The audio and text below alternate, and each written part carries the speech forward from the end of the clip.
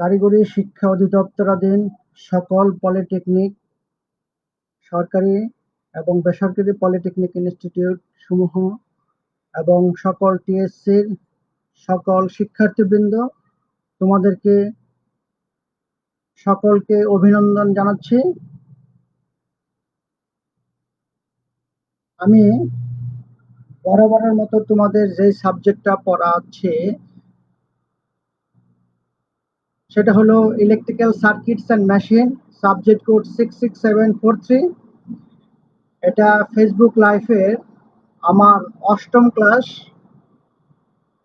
তার আগে আমি এই করোনার ভয়াবহ পরিস্থিতির প্রেক্ষিতে তোমরা সকলেই ভালো আছো, সুস্থ আছো এই কামনা করছি, এবং এই ভয়াবহ পরিস্থিতির প্রেক্ষিতে বর্তমান সরকার তোমরা যাতে ঘরে বসে তোমাদের শিক্ষা কার্যক্রম চালিয়ে যেতে পারো সেই উদ্যোগ গ্রহণ করেছে।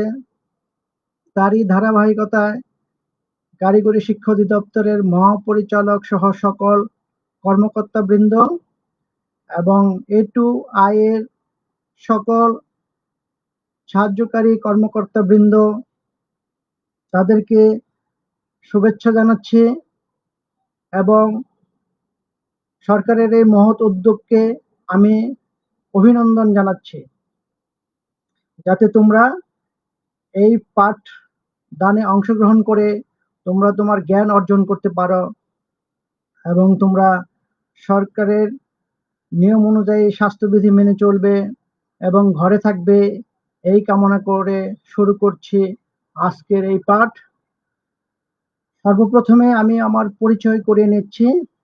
উপস্থাপনায় আমি Saroj Kumar Haldar, junior instructor electrical, Sylhet polytechnic institute. আজকে আমরা তোমাদের চতুর্থ পর্বের সকল বিভাগের 8ম অধ্যায়ের এক গুরুত্বপূর্ণ অধ্যায় নিয়ে হাজির হয়েছি। সেই অধ্যায়টি হলো understand the principal of operation of transformer, অর্থাৎ ট্রান্সফরমারের কার্যনীতি। ট্রান্সফরমার সম্পর্কে যাবতীয় কিছু আমরা সংক্ষিপ্ত আকারে আমরা শিখব। এই পাঠ শেষে তোমরা যা পারবে, 1 নাম্বার ট্রান্সফরমারের সংজ্ঞা বলতে পারবে, ট্রান্সফরমারের প্রকারভেদ ও ব্যবহার জানতে পারবে, 3 নাম্বার ট্রান্সফরমারের কার্যাবলী ব্যাখ্যা করতে পারবে, 4 নাম্বার ট্রান্সফরমারের ইএমএফ এর সমীকরণ নির্ণয় করতে পারবে, 5 নাম্বার ট্রান্সফরমারের ভোল্টেজ ও কারেন্ট রেশিও নির্ণয় করতে পারবে, 6 নম্বর ট্রান্সফরমারের বিভিন্ন অপচয় ও এর তালিকা নির্ণয় করতে পারবে, 7 নাম্বার ট্রান্সফরমারের কোর ও কপার লসের প্রভাব আলোচনা করতে পারবে, 8 নাম্বার ট্রান্সফরমারের ভোল্টেজ রেগুলেশনের সমীকরণ ব্যাখ্যা করতে পারবে। আমি পাঠ শুরু করার আগে তোমাদের আরেকটি কথা জিজ্ঞেস করছি, তোমরা কি আমার কথাগুলো শুনতে পাচ্ছ কি? তাহলে খাতা কলম নিয়ে এখনই বসে পড়ো। আমরা এই যে 8টা জিনিস শিখবো, এগুলো আসলে আমরা ভালো করে শিখবো। এই জন্য তোমাদেরকে আবারও অভিনন্দন জানাচ্ছি এবং বই খাতা নিয়ে কলম নিয়ে বসে পড়ো। ট্রান্সফরমারের সংজ্ঞা। আমি এখানে একটা ট্রান্সফরমারের চিত্র এঁকেছি। এখানে দেখো ট্রান্সফরমারের 2টা ওয়াইন্ডিং আছে, অর্থাৎ 2টা সার্কিট আছে। এই সাইডকে বলা হয় প্রাইমারি সাইড, যেই সাইড আমি সাপ্লাই দেব এটাকে প্রাইমারি সাইড বলবো। এবং এই ট্রান্সফরমার একটা স্থির বৈদ্যুতিক ডিভাইস এবং খুব ইম্পর্টেন্ট একটা ডিভাইস বৈদ্যুতিক সিস্টেমের জন্য। তাহলে এই পাশে আমি পাওয়ার দেব এবং সেই পাওয়ার এবং ফ্রিকোয়েন্সির পরিবর্তন না করে কোনোরূপ বৈদ্যুতিক সংযোগ ছাড়াই, দেখো এটার সাথে কোনো বৈদ্যুতিক সংযোগ নাই, কোনো বৈদ্যুতিক সংযোগ ছাড়াই ফ্যারাডের ইলেকট্রোম্যাগনেটিক ইন্ডাকশন নীতিতে এক সার্কিট হতে আরেক সার্কিটে পাওয়ার বা এনার্জি স্থানান্তরিত হয়। তাহলে আমরা বুঝতে পেরেছি কি প্রিয় শিক্ষার্থীবৃন্দ? তাহলে ট্রান্সফরমারের 4টি কাজ। ভোল্টেজ কমাতে পারে বা বাড়াতে পারে, কারেন্ট কমাতে পারে বা বাড়াতে পারে, কিন্তু বৈদ্যুতিক পাওয়ার এবং এনার্জি সমান থাকবে এবং ফ্রিকোয়েন্সি অপরিবর্তিত থাকবে। তাহলে তোমরা নিশ্চয়ই বুঝতে পেরেছো ট্রান্সফরমার জিনিসটা কি। যে প্রান্ত লোড থাকবে সেটাকে বলা হয় সেকেন্ডারি সাইড, আর যে প্রান্তে সাপ্লাই দেব সেই প্রান্তকে বলা হয় প্রাইমারি সাইড। এখন ট্রান্সফরমারের প্রকারভেদ। কার্যপ্রণালী অনুসারে ট্রান্সফরমার বলেছে 3 প্রকার: step up transformer, step down transformer, 1-to-1 transformer. গঠন অনুসারে 3 প্রকার: core type transformer, shell type transformer এবং স্পাইরাল কোর টাইপ ট্রান্সফরমার। ব্যবহার অনুযায়ী 4 প্রকার: power transformer, distribution transformer, auto transformer এবং ইনস্ট্রুমেন্ট ট্রান্সফরমার। ইনস্ট্রুমেন্ট ট্রান্সফরমার আবার 2 প্রকার: একটা কারেন্ট ট্রান্সফরমার বা সিটি, আর একটা বলা হয় পটেনশিয়াল ট্রান্সফরমার বা সংক্ষেপে বলে পিটি। তোমরা নিশ্চয়ই এবং সিটি এবং পিটি সম্পর্কে অনেক কথাই শুনবে। তাহলে সিটি এবং পিটি মানে কি? কারেন্ট ট্রান্সফরমার এবং পটেনশিয়াল ট্রান্সফরমার। শীতলীকরণ পদ্ধতি অনুযায়ী বিভিন্ন রকমের হতে পারে: স্বাভাবিক বা ন্যাচারাল কুলিং সিস্টেম, উচ্চ চাপযুক্ত বাতাস দ্বারা কুলিং সিস্টেম, তৌলে নিমজ্জিত সেলফ কুলিং সিস্টেম, তৌলে নিমজ্জিত পানি দ্বারা কুলিং সিস্টেম এবং তৌলে নিমজ্জিত চাপযুক্ত বাতাস দ্বারা কুলিং সিস্টেম এবং তৌলে নিমজ্জিত চাপযুক্ত ঠান্ডা তোল দ্বারা কুলিং ট্রান্সফরমার। তাহলে শীতলীকরণ পদ্ধতি অনুযায়ী বিভিন্ন রকম হতে পারে কুলিং মানে ঠান্ডা, ট্রান্সফরমারকে ঠান্ডা রাখার সিস্টেম। আবার স্থাপন প্রণালী অনুসারে ভিত্তি করে ট্রান্সফরমার 4 প্রকার: indoor transformer, outdoor transformer, pole mounted transformer এবং আন্ডারগ্রাউন্ড ট্রান্সফরমার। ইনডোর মানে যে ট্রান্সফরমার ভিতরে থাকে, আউটডোর মানে বাইরে থাকে, পোল মাউন্টেড মানে পোলের মধ্যে থাকে, রাস্তায় দেখা যাচ্ছে যে ট্রান্সফরমার, এবং আন্ডারগ্রাউন্ড ট্রান্সফরমার মানে যেগুলি মাটির নিচে থাকে। ফ্রিকোয়েন্সির উপর ভিত্তি করে ট্রান্সফরমার 2 প্রকার: অডিও ফ্রিকোয়েন্সি এবং রেডিও ফ্রিকোয়েন্সি ট্রান্সফরমার। ফেজ সংখ্যার উপর ভিত্তি করে 2 প্রকার: সিঙ্গেল ফেজ ট্রান্সফরমার এবং পলিফেজ ট্রান্সফরমার। তাহলে আমরা পরবর্তী স্লাইডে চলে যাই। ট্রান্সফরমারের ব্যবহার। ট্রান্সফরমার আমাদের বৈদ্যুতিক সিস্টেমে এটার ব্যবহার, ব্যাপক ব্যবহার। এটা ছাড়া আমরা বৈদ্যুতিক সিস্টেম আমরা কল্পনাই করতে পারি না। তাহলে দূর দূরান্তে বৈদ্যুতিক পাওয়ারকে প্রেরণে নিম্নমানের ভোল্টেজকে অর্থাৎ কম ভোল্টেজকে প্রয়োজন অনুযায়ী উচ্চ মানের অর্থাৎ অধিক মানের ভোল্টেজে পরিণত করার জন্য ট্রান্সফরমার ব্যবহার করা হয়। এতে বৈদ্যুতিক লাইনে পাওয়ার অপচয় কম হয়। 2 নম্বর, ট্রান্সমিশন লাইনের উচ্চতর ভোল্টেজকে প্রয়োজন মতো নিম্নমানের ভোল্টেজে রূপান্তর করার জন্য ট্রান্সফরমার ব্যবহার করা হয়। তাহলে উচ্চ ভোল্টেজকে নিম্ন ভোল্টেজ এবং নিম্ন ভোল্টেজকে উচ্চ ভোল্টেজ করার জন্য ট্রান্সফরমার ব্যবহার করা হয়, খুব ইম্পর্টেন্ট। এবং ডিস্ট্রিবিউশন লাইনে 11 কেভি অবলিক 400 ভোল্ট ট্রান্সফরমারের সাহায্যে ভোল্টেজকে কমিয়ে গ্রাহকদের প্রয়োজন মানে রূপান্তর করা যায়। 4 নম্বর, ইলেকট্রিক্যাল, ইলেকট্রনিক্স ও কম্পিউটার ইঞ্জিনিয়ারিং এ ব্যবহৃত বিভিন্ন মেশিনারি ও প্রয়োজনীয় পরীক্ষা নিরীক্ষা কাজে ট্রান্সফরমার ব্যবহার করা হয়। 5 নম্বর, বৈদ্যুতিক কমিউনিকেশন সার্কিটে ট্রান্সফরমার ব্যবহার করা হয়। 6 নম্বর, radio, television, tape recorder, VCR ইত্যাদিতে আমরা ট্রান্সফরমার ব্যবহার করে থাকি। এবং তোমরা যে মোবাইল চার্জার ইউজ করো সেখানেও কিন্তু ট্রান্সফরমার ব্যবহার করা হয়েছে স্টেপ ডাউন, অর্থাৎ 220 ভোল্টে তুমি প্লাগটা লাগাও, তুমি মোবাইলে পাচ্ছ মাত্র 3 ভোল্ট, তাহলে এটা স্টেপ ডাউন কমে গেছে। বৈদ্যুতিক সার্কিটে বিভিন্ন পরিমাপক যন্ত্রপাতি ও প্রোটেকশন যন্ত্রপাতির জন্য ইনস্ট্রুমেন্ট ট্রান্সফরমার ব্যবহার করা হয়। টেলিফোন ও কন্ট্রোল সার্কিটে ট্রান্সফরমার ব্যবহার করা হয়। ব্যাটারি চার্জিং সার্কিটে ট্রান্সফরমার ব্যবহার করা হয়। তাহলে ব্যাপক ব্যবহার ট্রান্সফরমারের আমরা শিখে নিলাম। ট্রান্সফরমারের কার্যপ্রণালী দেখো, কার্যপ্রণালী যদি হয় তাহলে আমরা এই যে কার্যপ্রণালীটা একটা চিত্র দেখিয়েছি, এটা অ্যানিমেশন চিত্র। অর্থাৎ প্রাইমারিতে আমি যদি ভোল্টেজ এসি ভোল্টেজ দেই তাহলে এখানে একটি কারেন্ট প্রবাহিত হবে, পরিবর্তনশীল কারেন্ট, যেহেতু এসি কারেন্ট। এই পরিবর্তনশীল কারেন্ট যখন প্রাইমারি ওয়াইন্ডিং এ যাবে তখন এই কোরের মধ্যে একটা পরিবর্তনশীল ফ্লাক্স তৈরি হবে, এটাকে বলা হয় মিউচুয়াল ফ্লাক্স।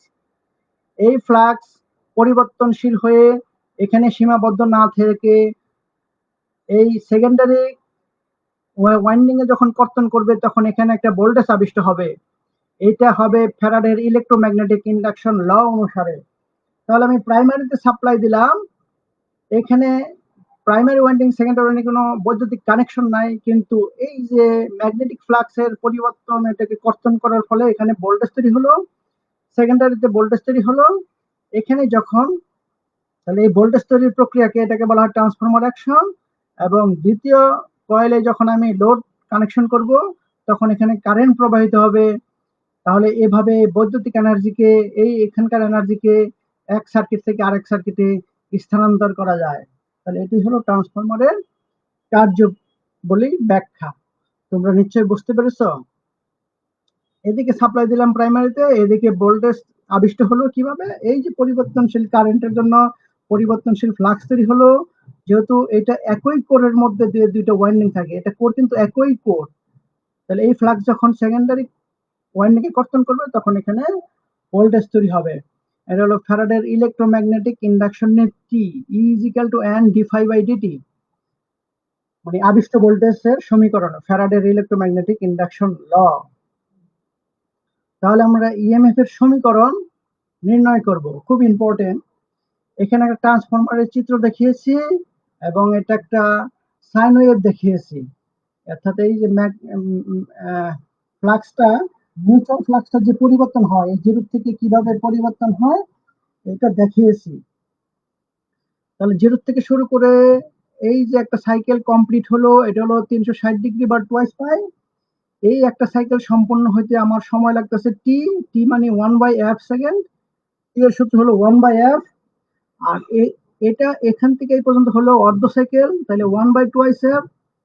আবার এখান থেকে এখানে হলো আরো অর্ধেক, তাহলে 1/4f সেকেন্ড। তাহলে আমি এই সাইন ওয়েভ থেকে কি বুঝতে পারতেছি, যে সময় যখন 1/4f সেকেন্ড হবে তখন এই যে ম্যাক্সিমাম ফ্লাক্স পাওয়া যাবে, ফাইএম ম্যাক্সিমাম ফ্লাক্স পাওয়া যাবে সময় যখন 1/4f সেকেন্ড হবে। তাহলে এই কথাগুলো আমি লিখেছি। তাহলে ই এভারেজ মানে গড় ভোল্টেজ, এই যে আবিষ্ট গড় ভোল্টেজ ই এভারেজ ধরে নিলাম। আর এন হলো প্যাচ সংখ্যা, এন মানে এই যে কয়েলের প্যাচ সংখ্যা। আর ফাইএম মানে মিউচুয়াল ফ্লাক্স, এর একক হলো ওয়েবার, ভোল্টেজের একক ভোল্ট, আর প্যাচ সংখ্যার একক টার্ন।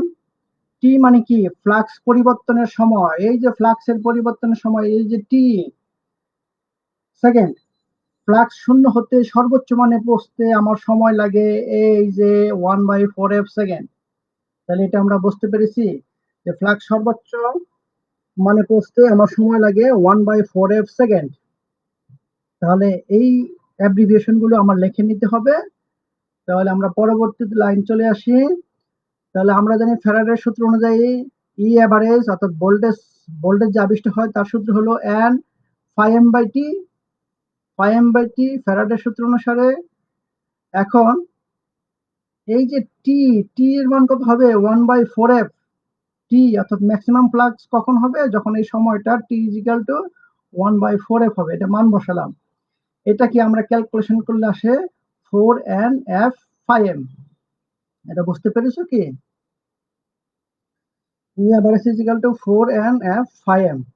তাহলে আমি ফর্ম ফ্যাক্টর, আরেকটা জিনিস আমরা ফর্ম ফ্যাক্টরের সূত্র জানি, ই ইফেক্টিভ বাই ই এভারেজ, অর্থাৎ ভোল্টেজের কার্যকরী মান বা ভোল্টেজের গড় মান, এই দুটার অনুপাতকে ফর্ম ফ্যাক্টর বলে। আর এর মান হলো 1.11। তাহলে এটাকে যদি আমি বজ্র গুণন করি তাহলে আমার আসতেছে ই ইফেক্টিভ সমান 1.11 ইন্টু ই এভারেজ। এখন এই ই এভারেজের মানটা এখান থেকে আমি বসিয়ে দিলাম, ই এভারেজের মানটা এই যে আমি বসিয়ে দিলাম। তাহলে এটাকে গুণ করলে আমার আসতেছে 4.44 এন এফ ফাই এম। তাহলে এই যে ভোল্টেজের কার্যকরী মান পেলাম, এটাই হলো আমার ভোল্টেজ, এটা হলো সাধারণ ভোল্টেজের সমীকরণ। তাহলে আমি লিখতে পারি E is equal to 4.44 N F phi M volt. এটাই হলো ট্রান্সফরমারের সাধারণ ভোল্টেজের সমীকরণ। কিন্তু তোমাকে যদি বলা হয় প্রাইমারি ভোল্টেজের সমীকরণ লেখো, তখন এই প্যাচ সংখ্যাটা হবে প্রাইমারি প্রান্তের প্যাচ এনপি, এটুকু শুধু পার্থক্য। তাহলে এটা হলো প্রাইমারি সাইডের আবিষ্ট ভোল্টেজের সমীকরণ। আর ইএস যদি বলে তাহলে এই প্যাচ সংখ্যাটা হবে এনএস, মানে সেকেন্ডারি সাইডের প্যাচ সংখ্যা, সেকেন্ডারি সাইডের প্যাচ সংখ্যা।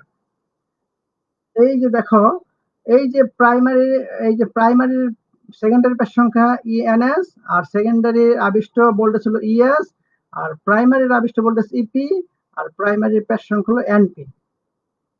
ওকে, তাহলে তোমরা এখানে বুঝতে পেরেছো নিশ্চয়ই। এখন ট্রান্সফরমেশন রেশিওর সম্পর্কে ব্যাখ্যা, এখানে রেশিওর প্রমাণটা করাবো। আমরা জানি, একটু আগে প্রমাণ করলাম যে প্রাইমারি সাইডে আবিষ্ট ভোল্টেজের সমীকরণ EP is equal to 4.44 NP F phi M, সমীকরণ 1 দিলাম। আর সেকেন্ডারিতে আবিষ্ট ভোল্টেজের সমীকরণ ইএস, সেকেন্ডারিতে ইএস পেলাম, এবং এটা হলো এনএস। এটা যা আছে শুধু প্যাচ সংখ্যাটা এনএস হবে, সমীকরণ 2 দিলাম। এখন 1 আর 2 নং সমীকরণ যদি ভাগ করি, তাহলে এই সাইডে হবে ইপি বাই ইএস, আর এই সাইডে হবে এইটা বাই এইটা। এটা বাই এটাকে আমি কি করলে 4.44 কাটাকাটি যাচ্ছে, এফ কাটাকাটি যাচ্ছে, 5m কাটাকাটি যাচ্ছে, তাহলে এই সাইডে থাকে এনপি বাই এনএস। তাহলে একটা সম্পর্ক পেলাম ভোল্টেজের সাথে প্যাচ সংখ্যার যে সম্পর্ক। আবার আমরা এও জানি ট্রান্সফরমারের উভয় সাইডে পাওয়ার সমান থাকে। তাহলে প্রাইমারি পাওয়ারের সূত্র কি? ওই যে পাওয়ারের সূত্র আমরা জানি ভিআই, তাহলে primary voltage primary current, secondary voltage secondary current. এখন প্রাইমারি ভোল্টেজের সাথে এই ভোল্টেজটাই সেটে আনলে ভাগ হয়ে গেল, আর এই সেটে সেকেন্ডারি কারেন্ট লিখে নিলাম, এই প্রাইমারি কারেন্ট এই সেটে আনলে ভাগ হয়ে গেল। তাহলে এখানে ভোল্টেজের সাথে কারেন্টের সম্পর্ক পেলাম। এখন এই 3 আর 4 নং সমীকরণ যদি একত্র করে দেই, তাহলে এটা সমান এটা লিখতে পারি, লিখে নিলাম। আর ইপি বাই ইএস যদি এত হয়, তাহলে এটা সমান হবে আইএস বাই আইপি। আর এই সবগুলিকে আমি এ ধরে নিলাম, এর সমান। এই এটাকে বলা হয় ট্রান্সফরমেশন রেশিও। এখন তাহলে এটা প্রমাণ, ট্রান্সফরমেশন রেশিওর প্রমাণ এটা। তোমাকে যদি বলে ভোল্টেজ রেশিওর সংজ্ঞা দাও, তাহলে এই যে আমরা ভোল্টেজ রেশিও, অর্থাৎ ট্রান্সফরমারের প্রাইমারি ও সেকেন্ডারি ভোল্টেজের অনুপাতকে ভোল্টেজ রেশিও বলে, এটা মানে ইপি বাই ইএস। আর কারেন্ট রেশিও যদি বলা হয়, এটা কিন্তু উল্টা, খেয়াল করো। ট্রান্সফরমারের সেকেন্ডারি ও প্রাইমারি কারেন্টের অনুপাতকে কারেন্ট রেশিও বলে। তাহলে কারেন্টের সময় সেকেন্ডারি কারেন্টটা উপরে হবে, প্রাইমারি কারেন্টটা নিচে হবে, এই যে রেশিওটা। তাহলে আমরা রেশিওর সম্পর্কটা প্রমাণ করলাম, এবং ভোল্টেজ রেশিও কারেন্ট রেশিওর সংজ্ঞাটা আমরা জেনে ফেললাম। এখন বিভিন্ন অপচয়ের তালিকা। ট্রান্সফরমারের অপচয় মানে লস 2 প্রকার, একটা হলো কোর লস, একটা হলো কপার লস। কোর লস 2 প্রকার, eddy current loss, hysteresis loss. Core লসের প্রভাব পাওয়ার ফ্যাক্টরের উপর প্রভাব, ভোল্টেজের উপর প্রভাব, ফ্রিকোয়েন্সির উপর প্রভাব। তাহলে পাওয়ার ফ্যাক্টরের উপর কি প্রভাব? কোর লস পাওয়ার ফ্যাক্টরের সাথে সমানুপাতিক পরিবর্তিত হবে, অর্থাৎ কোর লস বাড়লে পাওয়ার ফ্যাক্টর বেড়ে যাবে। ভোল্টেজের উপর কি প্রভাব? কোর লস ভোল্টেজের বর্গানুপাতে পরিবর্তিত হবে। ফ্রিকোয়েন্সির উপর প্রভাব কি? ফ্রিকোয়েন্সি বৃদ্ধি পেলে কোর লসও বৃদ্ধি পাবে। আর কপার লসের প্রভাব কি? লোডের উপর কপার লস নির্ভরশীল, লোড বাড়লে কপার লস বেড়ে যায়, লোড কমলে কপার লস কমে যায়। পাওয়ার ফ্যাক্টর, কপার লস পাওয়ার ফ্যাক্টরের সাথে উল্টানুপাতে পরিবর্তিত হয়। আর ভোল্টেজ, কোর লস ভোল্টেজের বর্গানুপাতে পরিবর্তিত হয়। ফ্রিকোয়েন্সির উপর কপার লসের কোনো প্রভাব নেই। ওকে, এখন এই যে ট্রান্সফরমারের ভোল্টেজের সমীকরণ এবং রেশিওর সমীকরণ এবং primary current KV into 1000 by EP, secondary current KVA into 1000 by ES, এবং phi M equal to BM into A, এই কটা সূত্র আমরা নেক্সট ক্লাসে অঙ্ক করার জন্য আমাদের কাজে লাগবে, এটা আমরা শিখে নেব। এখন আরেকটা ইম্পর্টেন্ট টপিক হলো ভোল্টেজ রেগুলেশনের সমীকরণ করব। তাহলে ভোল্টেজ রেগুলেশন 3টি লোডের উপর নির্ভরশীল। ভোল্টেজ রেগুলেশন নো লোড ভোল্টেজের উপর নির্ভরশীল।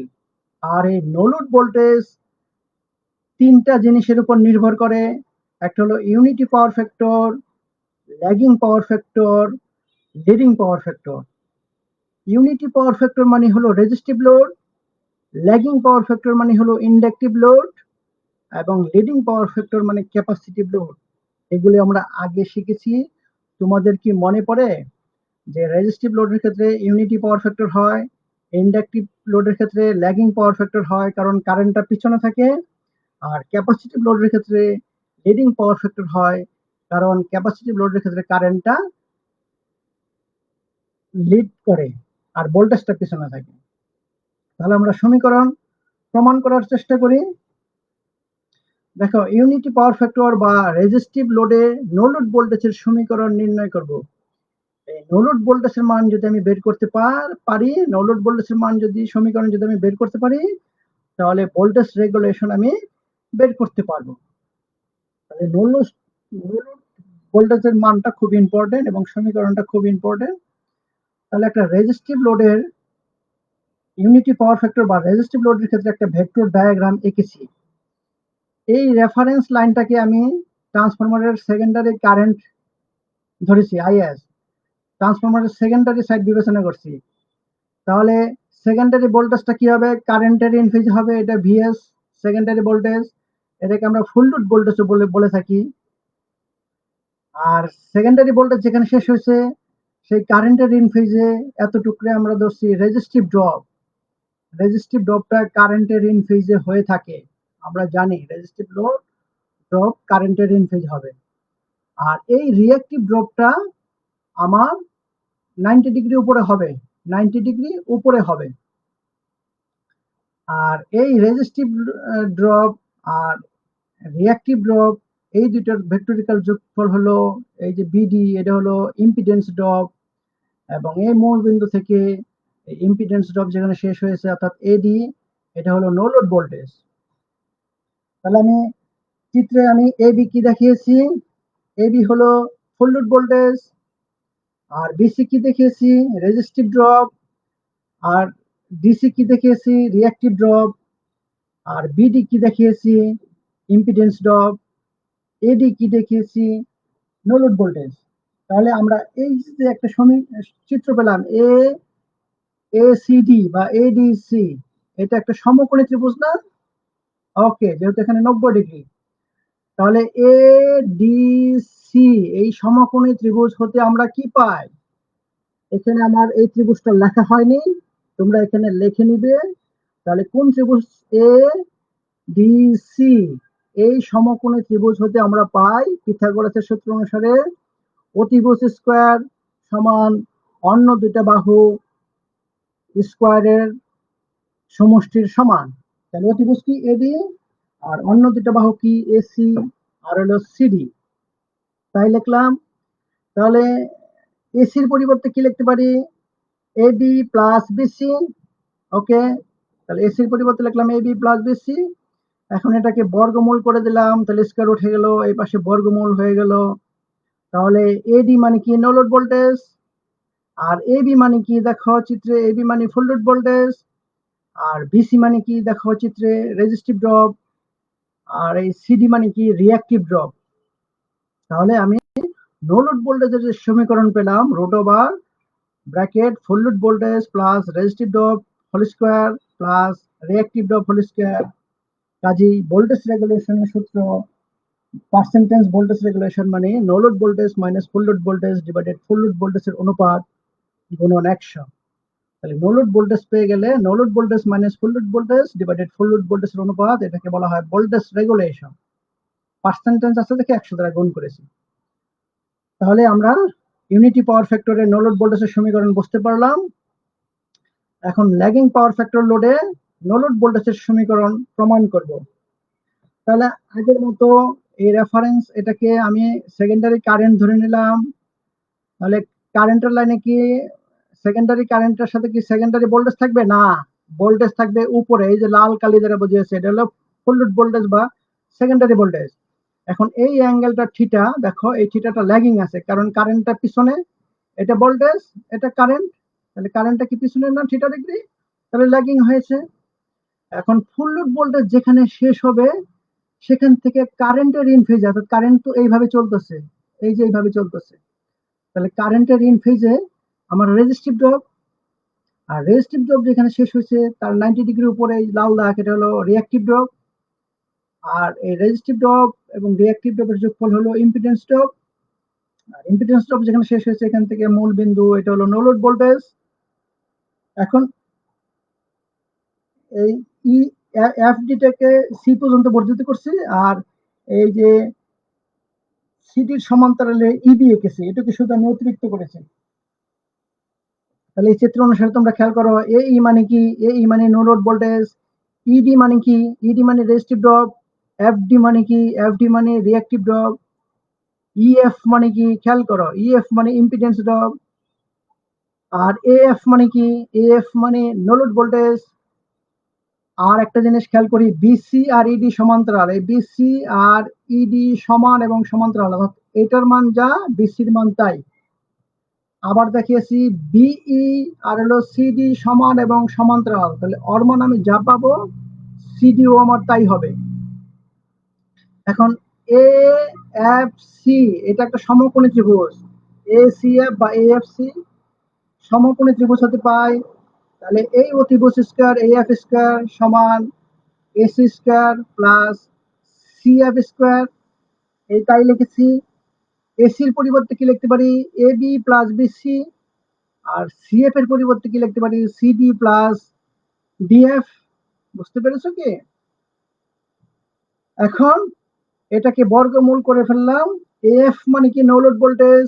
এ বি মানে কি, ইম্পর্টেন্ট, এ বি মানে কি খেয়াল করো, এ বির মান সরাসরি নাই, কিন্তু এই যে একটা কোণের আকারে আছে, no load full load voltage দেওয়া আছে, তাহলে এটা হলো ভূমি।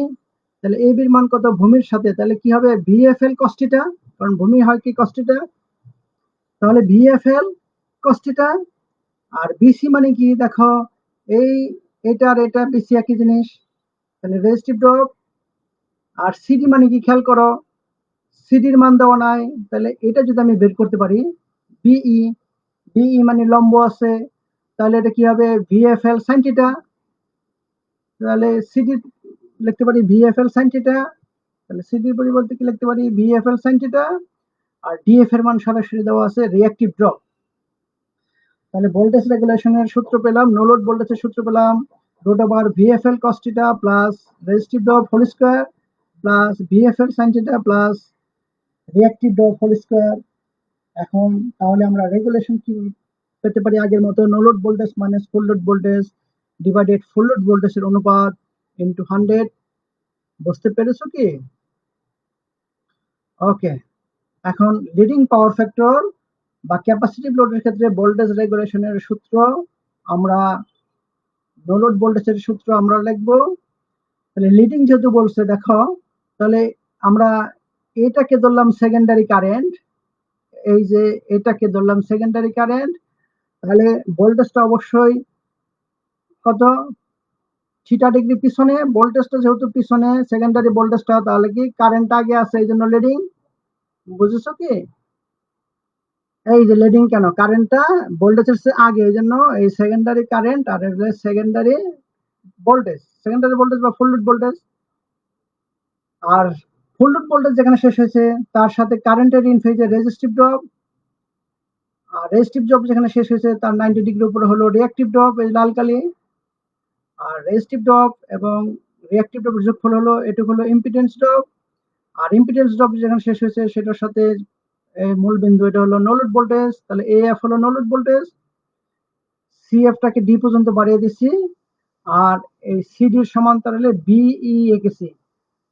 তাহলে আমি ফিগারে কি বলছি, এ বি মানে ফুল লোড ভোল্টেজ, বিসি মানে রেজিস্টিভ ড্রপ, এফসি মানে রিঅ্যাক্টিভ ড্রপ, বিএফ মানে ইম্পিডেন্স ড্রপ, এএফ মানে নো লোড ভোল্টেজ, বিসি আর হলো দেখো বিসি আর হলো ইডি সমান সমান্তরাল, অর্থাৎ বিসির মান যা ইডির মানও তাই। আবার ইবি, ইবি আর হলো ডিসি সমান সমান্তরাল, অর্থাৎ ডিসির মান যা হবে বিসি বিইর মানও তাই হবে। তাহলে এখন সমকোণী ত্রিভুজ কোনটা, এ ডিএফ, এ ডিএফ এটা একটা সমকোণী ত্রিভুজ এ ডিএফ। তাহলে এখান থেকে আমি কি লিখতে পারি, অতিভুজ মানে এএফ, অতিভুজ স্কয়ার সমান অন্য দুইটা বাহু কি থাকে, এডি স্কয়ার প্লাস ডিএফ স্কয়ার। এখন এডির পরিবর্তে কি লিখতে পারি, এই প্লাস ইডি। আর ডিএফ এর পরিবর্তে কি লিখতে পারি, খেয়াল করো ডিএফ। তাহলে এই পুরাটা মানে সিডি থেকে সিএফ বাদ দিয়ে দিলাম, তাহলে সিডি থেকে সিএফ যদি বাদ দেয় তাহলে ডিএফ ঠিক থাকবে। তাহলে ডিএফ এর পরিবর্তে আমি কি লিখতে পারি, সিডি মাইনাস সিএফ। এখন এটাকে বর্গমূল করে দিলাম। এখন নো লোড ভোল্টেজ সমান কি লিখলাম, এই এর মান বসালাম, এই এর মান নাই, তাহলে এটা এই ত্রিভুজের সাথে তুলনা করি তাহলে এটা ভূমি, তাহলে ভিএফএল cos θ। আর ইডির মান হলো রেজিস্টিভ ড্রপ, আর সিডির মান হলো দেখো সিডির মান নাই, তাহলে বিই হলো এই ত্রিভুজের সাথে, তাহলে এটা লম্ব, তাহলে ভিএফএল sin θ মাইনাস সিএফ মানে রিঅ্যাক্টিভ ড্রপ। দেখো ক্যাপাসিটিভ ড্রপের বেলা এখানে মাইনাস আসছে, ইন্ডাকটিভ ড্রপের বেলা এখানে কিন্তু প্লাস ছিল। তাহলে আমরা রেগুলেশনের সূত্র আগের মতোই, লিডিং পাওয়ার ফ্যাক্টর লোডে ভোল্টেজ রেগুলেশন মান নেগেটিভ হয়, লিডিং পাওয়ার ফ্যাক্টরে ভোল্টেজ রেগুলেশন মান নেগেটিভ হয়, এটা মনে রাখতে হবে। পাঠ মূল্যায়ন, ইনস্ট্রুমেন্ট ট্রান্সফার কত প্রকার, দুই প্রকার তোমরা জানো, সিটিপিটি। 2 নাম্বার কারেন্ট রেশিও কি, ওই যে সেকেন্ডারি কারেন্ট বাই প্রাইমারি কারেন্টের অনুপাত। তারপর বলছে ট্রান্সফরমার আবিষ্ট ভোল্টেজের সমীকরণ কি, 4.44 NS F phi m। Secondary যেহেতু বলছে, আবিষ্ট ভোল্টেজ মানে সেকেন্ডারি ধরে নিলাম। 4 নম্বর বলছে যদি প্রাইমারি পাওয়ার 15 ওয়াট হয়, সেকেন্ডারি পাওয়ার কত হবে, 15 ওয়াটই হবে। 5 নাম্বার কোর লস কত প্রকার কি কি, 2 প্রকার, eddy current loss, hysteresis loss. 6 number বলেছে ফর্ম ফ্যাক্টর কি, এই যে E effective by E average এর মান হলো 1.11। বাড়ির কাজ এই 8টা আমি প্রশ্ন দিয়েছি, এগুলি বাড়িতে করবা, তাহলে এখান থেকে সব প্রশ্ন উত্তর পারবে। আর ট্রান্সফরমার এমন একটা জিনিস, এটা সবচেয়ে এফিসিয়েন্সি বেশি ইলেকট্রিক্যালি যত মেশিন আছে, কারণ ট্রান্সফরমারের ভিতরে কোনো ঘূর্ণায়মান অংশ নেই, এই জন্য ট্রান্সফরমারের এফিসিয়েন্সি অন্যান্য বৈদ্যুতিক মেশিনের তুলনায় অনেক বেশি। তাহলে বাড়ির কাজ তোমরা শ্রেণীর শিক্ষককে দিবে, সেই স্যার তোমাদের মূল্যায়ন করবে। আগামী ক্লাসে আলোচ্য বিষয় 8ম অধ্যায়ে কিছু অঙ্ক বাকি রয়েছে, ট্রান্সফরমার কার্যনীতি, এবং 9ম অধ্যায় ডিসি মোটরের মূলনীতি। তোমরা এই ভিডিওটি পুনরায় দেখতে দক্ষতা বাতায়ন বা www.skills.gov.bd ওয়েবসাইটে ভিজিট করুন। এতক্ষণ তোমরা আমার সাথে থাকার জন্য সকলকে ধন্যবাদ জানাচ্ছি। সেই সাথে আগামী ক্লাস